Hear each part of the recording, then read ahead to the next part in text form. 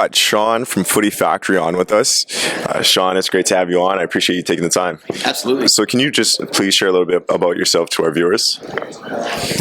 Yeah, so obviously I played soccer growing up and in the Dallas area, and played club around there, and it's really high level, like at the youth level in Dallas, and ended up playing in college and at West Texas A&M with Evan, my partner. And actually we didn't go there at the same time. He was a little bit younger than me, but we knew the same people, were in the same circles. And when I came out of college, started Footy Factory, which originally was an idea for a training facility. And because we didn't have anything like that in Dallas at the time, I'd always come back from college looking for a place to train, play, and there was just nothing really that incorporated all the aspects of like performance training, player development in it. So it's like you'd go and get your strength work at a gym, you'd do your technical work on your own outside, you'd go play pickup at a little facility. But the idea for Footy Factory was to kind of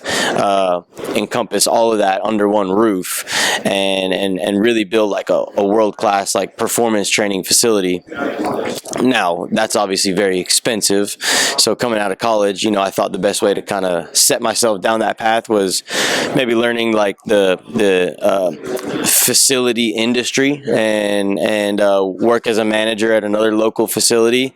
Quickly realized that was not for me. I wanted to be involved in soccer more, and so I just decided to start building Footy Factory, the idea behind it from the ground up, and ultimately create like the substance to put inside of the facility, so to build an institution. And so then it became more of, can we create like what you would see in a European academy, where you have the grassroots programs, the school programs that feed into your academy teams, that feed into your semi-pro team, and then from there feeding players into bigger professional clubs, right? And so we started making progress towards that, and a few years in, we had all the pieces pretty much in place. I know that you're trying to build a professional team, right? And so I definitely know where you're coming from in terms of like getting that off the ground and getting it started. We were to the point where our semi-pro team was like 2-3 seasons in, and then COVID hit, and so that kind of just stopped those plans, but directed us on a better path. And so we just decided to, we started with the training, the programs, and we built it up from there. The teams became almost like, too much for us to manage, and also put a ceiling over our head in terms of the scalability and how we were able to grow and impact as many players as we possibly could in a positive way. And so, we just decided to just cut the fat, get rid of our teams, drop the semi-pro team, just get back to our roots in terms of just the training aspect. And so ever since then, we've just been,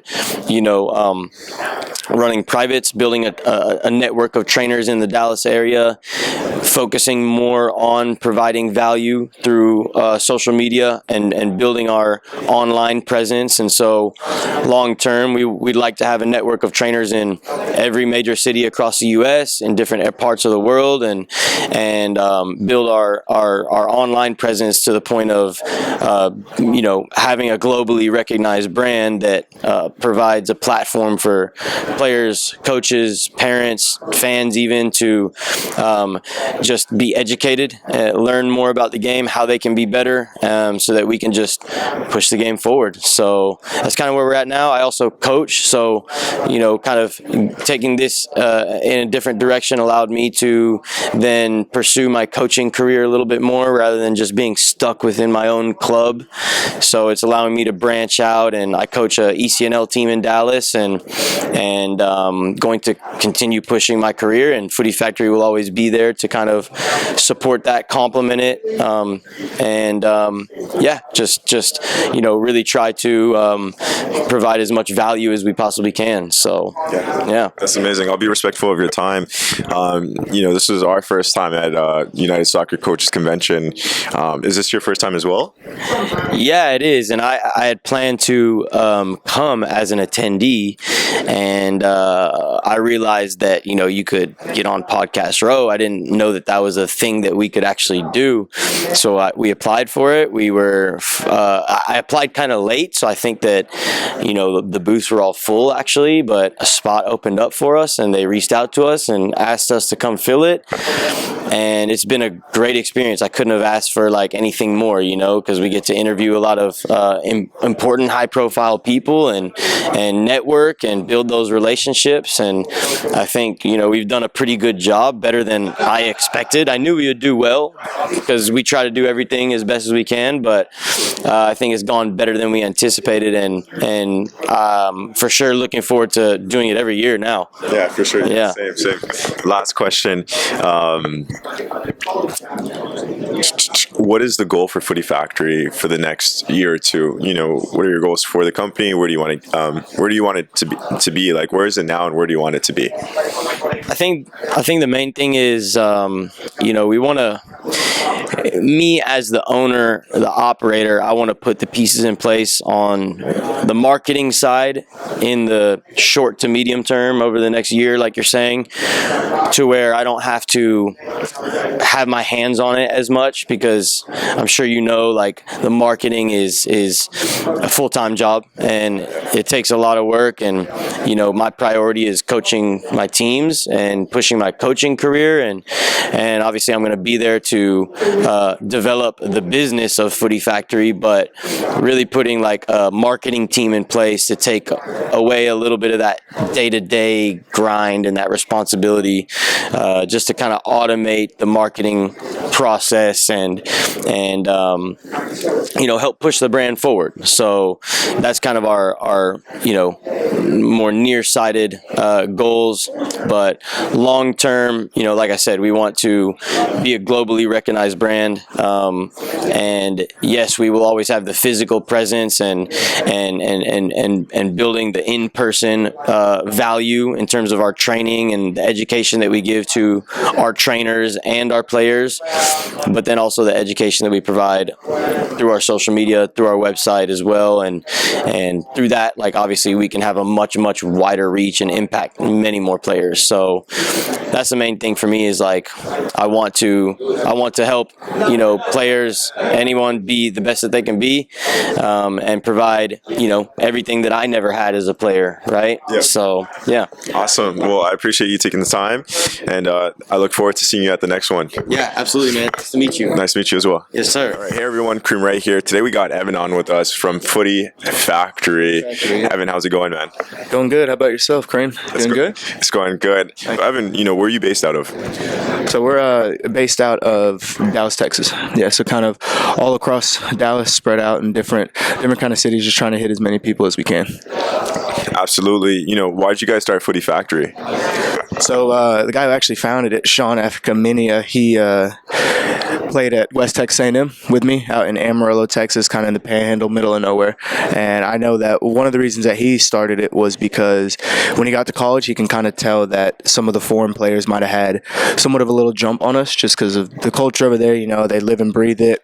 They play a lot more than we do. They're constantly on the ball. And so kind of just whenever he got back, still wanted to coach, and he saw that as kind of an opportunity for us to kind of, I guess, provide training for players that maybe we weren't necessarily capable to get. Absolutely. Can you share a little bit about your background in soccer and how you came up in the beautiful game? For sure, yeah. So obviously just starting out as a kid, probably around 4 or 5, when your parents kind of just throw you into the sport to start with, just to get some coordination, kind of obviously learn just the fundamentals to be a kid, hop on some teams and whatnot. So got in there when I was 5, played rec for a long time, and then eventually ended up going to a camp. I was probably 8th grade before I made it to actual club level, and so went to club pretty late. Played for the Dallas Texans there. Was able to kind of start and kind of work my way up to right into the academy program, and then I was lucky enough to do that. Kind of some ODP stuff. Was on the region team for a bit, so I got to go to Costa Rica. Only time I've actually gotten to play out of the country, which was really fun. And then from there, that took me to West Texas A&M. Played there for 4 years, redshirted my first one. Got to see a lot more playing time my last probably 2 or 3 years. And then from there, I moved back to Dallas. did a couple different kind of semi-pro teams, was trying to make the jump, but just wasn't quite good enough, and then had some kind of injuries that had happened. So yeah, pretty much that. And then just from there, jumped into the coaching and haven't really looked back since. Nice. Costa Rica, that sounds like soccer visa. No. So it was so similar to soccer visa, but this one was with kind of the ODP system in the U.S. And so it kind of got watered down a little bit because of the academy program. So I think that's one reason why I was kind of fortunate to get onto it. I'm not gonna take away from myself, but definitely a lot better players at that age than I was. But it's basically like, yeah, I mean, they kind of come watch, and you go to like a camp, and you get invited back, and then if you're good enough, they'll take you from there kind of to the next one.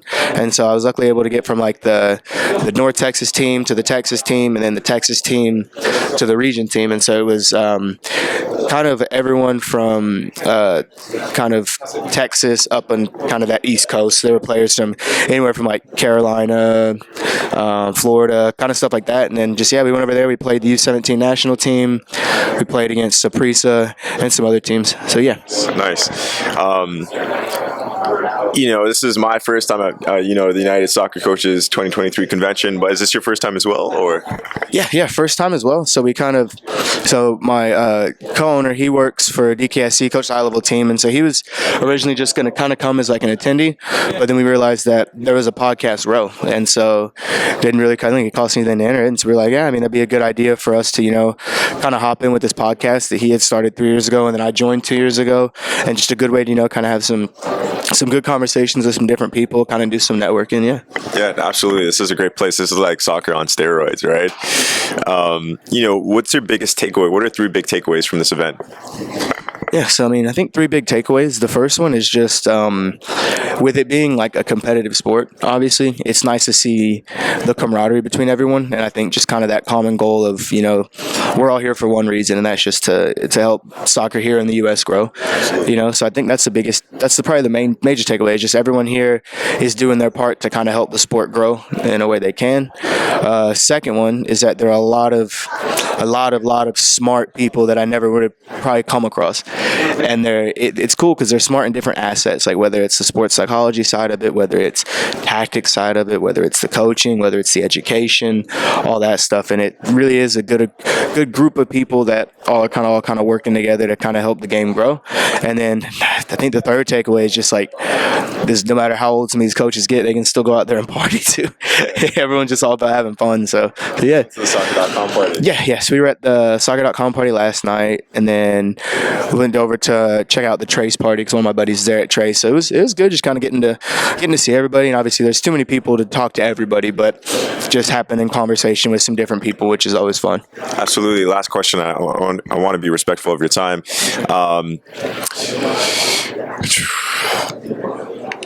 What is the goal for Footy Factory? So the goal for Footy Factory is just to kind of have just a network of trainers kind of spread across, whether it's the U.S. or maybe other countries, kind of like that, kind of have that going, just to where it's a place for coaches who maybe want to do a little extra training, or maybe they have a normal full-time job, and this can be something that they use as like a part-time job, to where they can still kind of stay close to the game, still stay close to what they love to, and then obviously most importantly just kind of help kind of just give players maybe a level of training they haven't had, or maybe just kind of build confidence. So I'd say just like, just a network of trainers who are all just, kind of down to have the same common goal as us, just help improve, give players confidence, and then just trying to change as many kids or as many young pro or as many pro lives as we can. Absolutely. I think that's amazing. I've been watching Footy Factory a little bit ever since I found out about you guys before the event, and I've been following you guys ever since, watching the stories and stuff like that. I think what you guys are doing is great, and it's really nice to have you on the podcast, and I really appreciate you taking the time. Thank you. Yeah. Thanks, Kareem.